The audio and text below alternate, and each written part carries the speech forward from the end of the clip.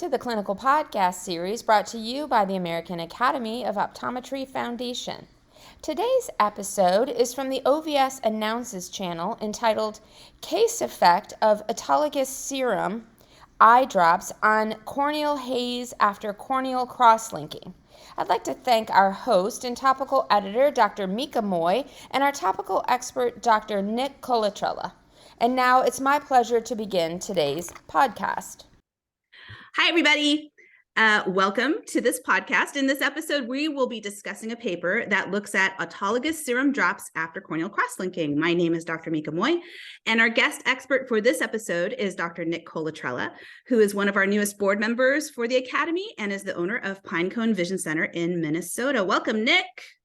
Thank you, Mika. It's great to be here. Thank you for all you do for our foundation, and thank you as well for being a foundation board member and for supporting the Academy's mission of promoting the art and science of vision care through lifelong learning with your podcasts. Yeah. Well, thanks. Today, I'm so glad you're joining us. Today, we're going to talk about the effect of autologous serum eye drops on corneal haze after corneal cross-linking. And this was written by Roldan and colleagues and published in the Academy's journal, Optometry and Vision Science. So corneal cross-linking is becoming more and more common for early keratoconus patients to stabilize their conditions and hopefully slow progression, but it does have some adverse effects. So in this paper, they were looking specifically at corneal haze. Can you explain the corneal haze and cross-linking to us a little bit? Sure.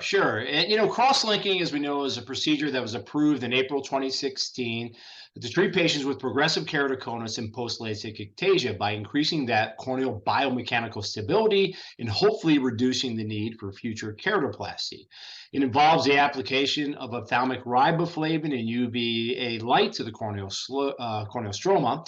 And the classic Dresden protocol, introduced in 2003, involves the removal of the corneal epithelium, followed by the application of riboflavin to the de-epithelialized cornea for 30 minutes. And then the cornea is irradiated with UVA light for another 30 minutes, all while receiving riboflavin drops every 3 to 5 minutes during the process. Now, the combination of UVA and riboflavin induces the production of free radicals, which allows for the formation of new covalent bonds in the stromal collagen, hopefully improving the biomechanical and biochemical properties of the cornea.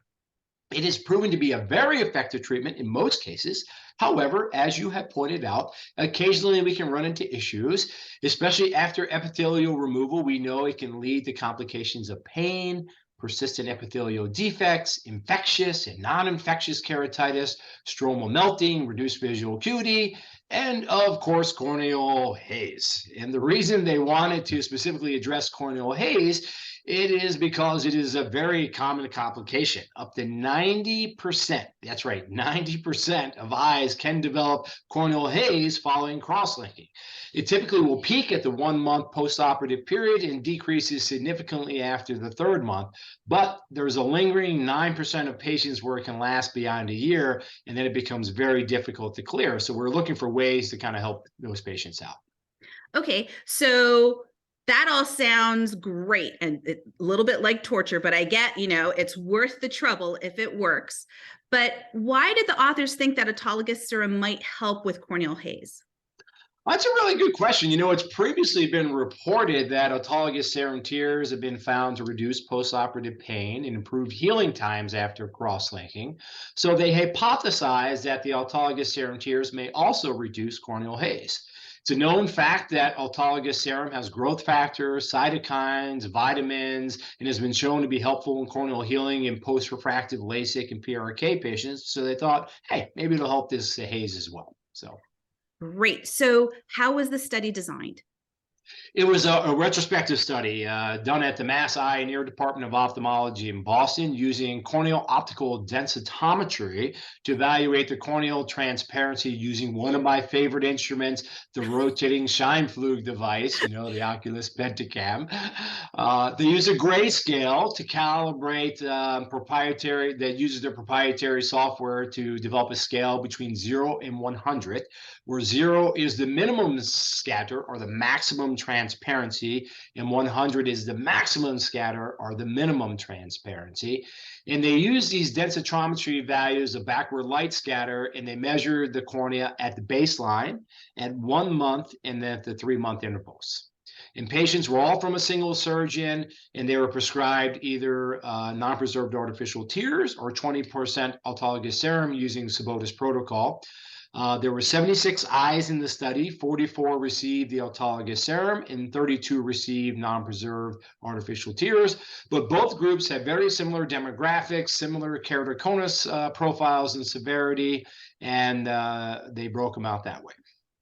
Okay, so this sounds like a very well-designed study.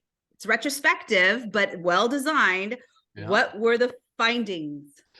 Drum roll, please. Well, unfortunately, I give the author so much admiration for going after this and trying it, but there was no statistical difference between the group of autologous serum and non-preserved artificial tears, meaning there's really no advantage of using autologous serum drops over artificial tears to help with patients with corneal cross-linking Haze reduction.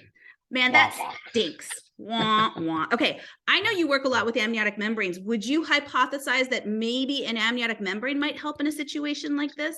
It probably goes back to our bigger question of why does corneal haze even occur in the first place? And nobody really knows what the answer to that is. Maybe it's these molecular bridges that are established between the collagen lamellae and the stromal's organization not occurring the way we want it to. Maybe it's because increased keratocyte apoptosis in the corneal stroma after cross-linking.